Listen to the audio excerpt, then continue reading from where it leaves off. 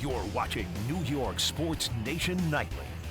So the Giants have the 6th overall pick in the draft. Do you think the Giants move up to the top 3, and how much will it cost them?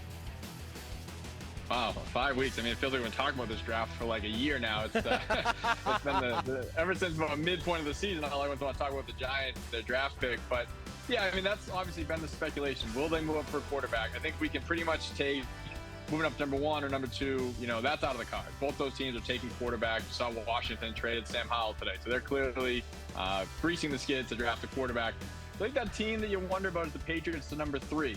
And there's some talk that maybe they would punt on the quarterback this year. They brought Jacoby Brissett in, and maybe they either trade back or get a stud wide receiver. So that would be the kind of wild card team.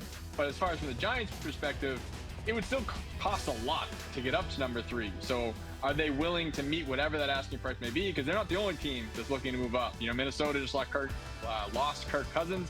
They'll be looking to come up. If Denver doesn't have anybody at quarterback after getting rid of Russell Wilson. So it'll be interesting to see how determined the Giants are to go up, because they certainly have at least explored that possibility.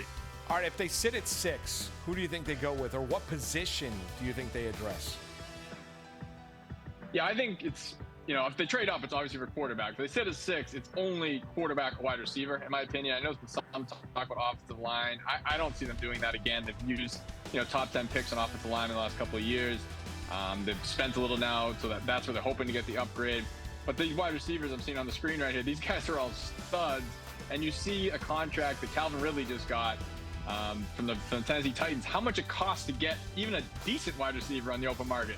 So if you're sitting there at number 6, and Malik Neighbors or Rome Odunze, or even, maybe in the dream scenario, Marvin Harrison Jr. is there, I don't see how they could pass on them. Again, the quarterback is the ultimate trump card, though. If they sit in there and Drake May slides, or they love J.J. McCarthy and he's available, then yes, like you get the wide receiver another way. But if the draft falls, the way we think it might, with quarterback, and they don't love, say, the 4th quarterback, then you can't go wrong taking any of those wide receivers then in.